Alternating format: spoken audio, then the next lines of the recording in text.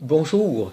Depuis le début de la présente année liturgique, l'année B qui a commencé avec l'Avent en décembre 2020, vous avez remarqué sans doute qu'aux messes du dimanche, nous entendons surtout des extraits de l'Évangile de Marc. Je ne sais pas si vous avez noté à quel point le thème de la croix est important dans cet évangile-là. Le thème de la croix, oui, mais aussi le thème du renoncement à soi-même.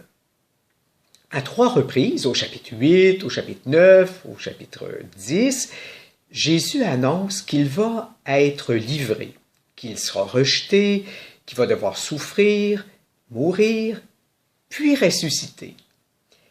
À titre d'exemple, je vous lis la troisième annonce, celle du chapitre 10, troisième annonce de la Passion. Voici que nous montons à Jérusalem. Le Fils de l'homme sera livré aux grands prêtres et aux scribes. Ils le condamneront à mort. Ils le livreront aux nations païennes qui se moqueront de lui, cracheront sur lui, le flagelleront et le tueront. Et 3 jours après, il ressuscitera. Mais les choses ne s'arrêtent pas là. Marc insiste pour dire que les disciples de Jésus vont devoir consentir à passer par le même chemin que lui, qu'ils devront accepter de le suivre sur le chemin du renoncement à soi-même. Marc exprime ça on ne peut plus clairement tout de suite après la première annonce de la Passion au chapitre 8, verset 34. Alors on lit ceci. Appelant la foule avec ses disciples, il leur dit « Si quelqu'un veut marcher à ma suite, qu'il renonce à lui-même, qu'il prenne sa croix et qu'il me suive. » Alors nous pouvons nous demander pourquoi il y a une telle insistance sur la croix puis sur le renoncement dans l'Évangile de Marc. Il y a tout lieu de penser que c'est à cause de la situation historique dans laquelle se trouvaient les chrétiens et les chrétiennes pour lesquels Marc a écrit son évangile. La plupart des spécialistes de Marc s'entendent pour dire que Marc a écrit son évangile à l'époque de la grande persécution déclenchée contre les chrétiens par l'empereur romain Néron. Évangile écrit quelque part entre 64 et 70 du 1er siècle. Marc s'adresse aux disciples qui vivent à Rome à cette époque-là. Et pour eux, la pratique de la foi chrétienne est déclarée illégale, puis punissable, condamnable de la peine de mort. Alors, vous comprenez que c'est un contexte extrêmement difficile pour les disciples du Christ. Adhérer au Christ, dans ce contexte-là, c'était courir le risque très grand d'être arrêté, d'être mis à mort de manière violente, humiliante, souffrante. C'était courir le risque de tout perdre jusqu'à sa vie biologique. Alors voilà pourquoi Marc met un tel accent sur la passion, sur la croix. Je dirais que c'est pour encourager les disciples persécutés à persévérer, à tenir bon dans la foi. Et s'il leur présente avec insistance Jésus devant sa mort, c'est pour que les disciples persécutés puissent y trouver une inspiration, un modèle pour les guider dans ce qu'ils ont à vivre.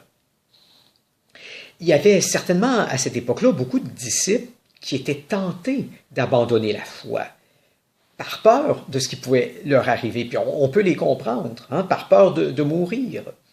Il y avait probablement aussi un certain nombre de disciples qui acceptaient de renier le Christ pour prouver aux autorités romaines qu'ils n'étaient pas chrétiens, puis par ce moyen-là, essayer de sauver leur peau. C'est probablement pour cela que Marc fait entendre cette parole du Christ au chapitre 8, verset 35, « Car celui qui veut sauver sa vie la perdra.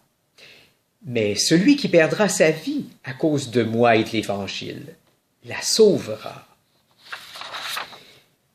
Celui qui a honte de moi et de mes paroles dans cette génération, Marc continue comme cela, celui qui a honte de moi et de mes paroles dans cette génération adultère et pécheresse, le Fils de l'homme aura honte de lui quand il viendra dans la gloire de son Père avec les anges. Alors c'est au chapitre 8, les versets 35 et 38. Alors nous pourrions dire qu'un des objectifs fondamentaux de l'évangile de Marc, c'est d'exhorter les chrétiens de la communauté à demeurer fidèles au Christ, malgré les dangers de persécution. Marc veut les encourager à continuer à suivre le Christ, même si ça peut les amener à devoir donner leur vie comme Jésus l'avait fait. Nous pouvons penser que c'est précisément en ce sens-là que Marc a choisi d'évoquer la frayeur, puis même les angoisses que Jésus éprouve devant sa propre mort qui s'en vient. Dès l'ouverture de l'épisode de la prière de Jésus au jardin de Gethsémani, Marc écrit ceci. C'est au chapitre 14, les versets 32 à 34, je vous lis ça. Ils parviennent à un domaine appelé Gethsémani. Jésus dit à ses disciples, « Asseyez-vous ici, pendant que je vais prier. » Puis il emmène avec lui Pierre, Jacques et Jean, et commence à ressentir frayeur et angoisse. Il leur dit, « Mon âme est triste à mourir. Restez ici et veillez. » Alors, on remarque qu'il est question de frayeur, d'angoisse, de tristesse. Alors, Marc montre bien que c'est pas de gaieté de cœur que Jésus s'en va à la croix. Vous savez, Jésus, c'était un homme encore jeune quand il est mort, un homme dans la trentaine qui était en pleine santé. C'était pas un masochiste, il n'avait pas envie de mourir, il n'avait pas envie de l'aide médicale à mourir. Et probablement qu'il aurait voulu continuer à vivre pour continuer à guérir des personnes, continuer à annoncer la parole, sans compter qu'il souhaitait, c'est ça, continuer tout son ministère. Marc poursuit son récit de la prière de Jésus au jardin de Gethsémani en montrant que Jésus a vécu un véritable combat spirituel devant ce qu'il percevait de la volonté du Père, qui était qu'il accepte de passer par la mort. Alors, je vous lis la suite du récit, c'est toujours au chapitre 14, des versets 35 à 42. Allant un peu plus loin, il tombait à terre et priait pour que, s'il était possible, cette heure s'éloigne de lui. Il disait, « Abba, Père, tout est possible pour toi. Éloigne de moi cette coupe. Cependant, non pas ce que moi je veux, mais ce que toi tu veux. » Puis il revient et trouve les disciples endormis. Il dit à Pierre, « Simon, tu dors? Tu n'as pas eu la force de veiller seulement 1 heure? Veillez et priez pour ne pas entrer en tentation.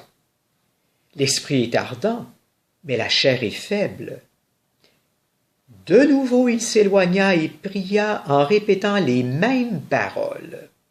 Et de nouveau il vint près des disciples qu'il trouva endormis, car leurs yeux étaient alourdis de sommeil. Et eux ne savaient que lui répondre. Une 3e fois, il revient et leur dit, « Désormais vous pouvez dormir et vous reposer. C'est fait, l'heure est venue. Voici que le Fils de l'homme est livré aux mains des pécheurs. Levez-vous, allons, voici qu'il est proche, celui qui me livre. » Alors, vous voyez que Marc montre à ses lecteurs que la préparation spirituelle de Jésus à son arrestation est loin d'être sereine. Jésus est saisi d'émotions si fortes que Marc nous dit qu'il en tombe à terre. Ça me fait penser à des personnes que j'ai vues dans certaines funérailles qui suivaient à l'entrée, qui suivaient le cercueil, puis des fois il y avait 2 personnes qui devaient porter parfois l'épouse ou la mère d'un enfant décédé, sinon elle serait tombée par terre tellement elle était écrasée par le deuil, le chagrin.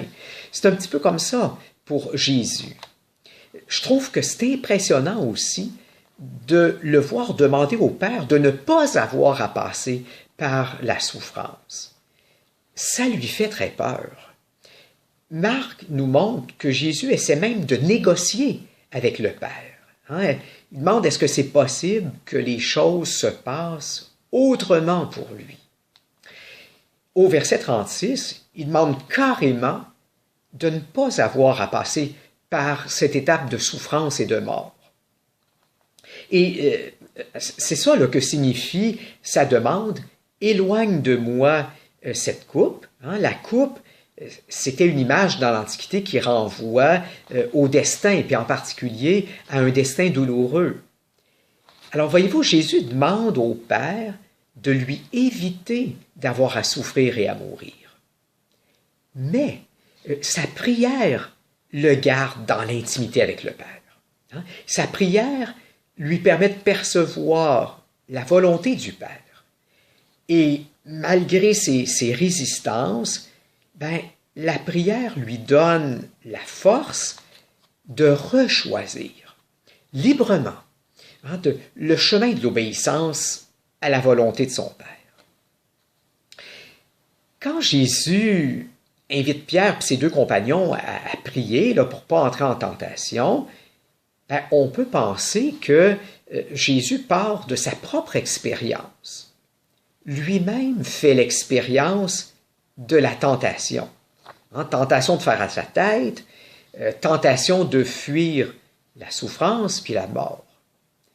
Mais aussi, il fait l'expérience que c'est dans la prière, que c'est en demeurant en contact intime avec le Père, que c'est comme ça qu'il peut demeurer fidèle à ce qui lui est demandé. Mais cette adhésion à la volonté du Père, on voit qu'elle n'est pas réglée une fois pour toutes. Marc nous montre qu'à 3 reprises, Jésus vient redire au Père « Écarte de moi cette coupe ». Puis c'est à 3 reprises qu'il finit par dire « Non pas ce que moi je veux, mais ce que toi tu veux ». Alors, dans le fond, le combat intérieur, il se poursuit, combat entre sa volonté puis celle de Dieu.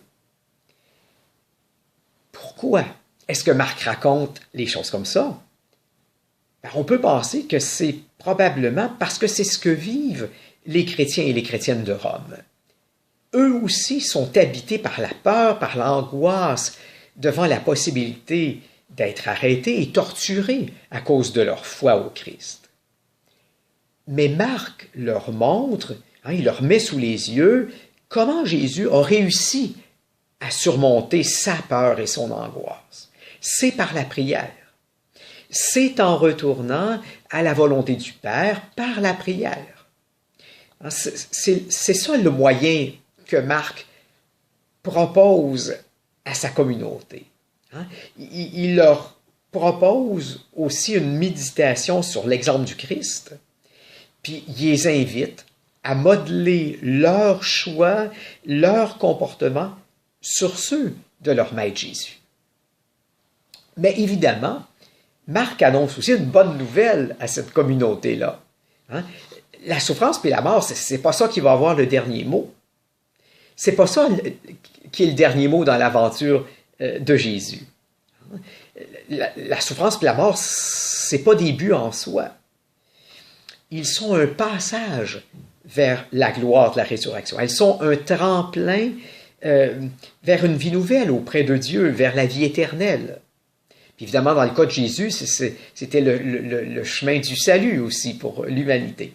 Mais si Jésus a connu la souffrance et l'angoisse, puis même s'il n'a pas vécu son supplice dans la sérénité, sur la croix, on l'entend crier 2 fois, ce chemin-là l'a conduit à faire l'expérience de la résurrection. Alors Marc annonce à sa communauté que c'est aussi ce qui attend ceux et celles qui vont suivre Jésus jusqu'au bout, jusque dans la mort si nécessaire.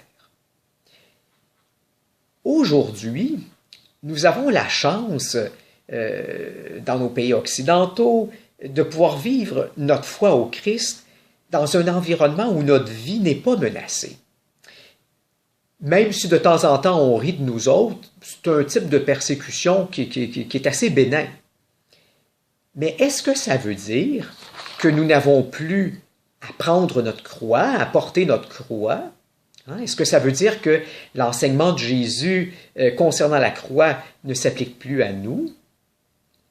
Eh bien, rappelons-nous ce qui a conduit Jésus à la croix. C'est sa fidélité à la volonté du Père. C'est sa fidélité à sa vocation. Alors, porter sa croix, ça veut dire porter sa fidélité. À la porter, je dirais, jusqu'au bout, à terme. Alors, quand Jésus nous appelle à porter notre croix, c'est une manière de nous dire qu'il nous appelle à porter nos fidélités, nous aussi. À être fidèles à notre vocation. Si je vis en couple, spécialement si je suis engagé dans la vocation du mariage catholique, je suis appelé à la fidélité à ma conjointe, à mon conjoint. Fidélité à ma vocation de père ou de mère, si j'ai des enfants, avec tout ce que ça peut supposer de renoncement à soi-même par moment.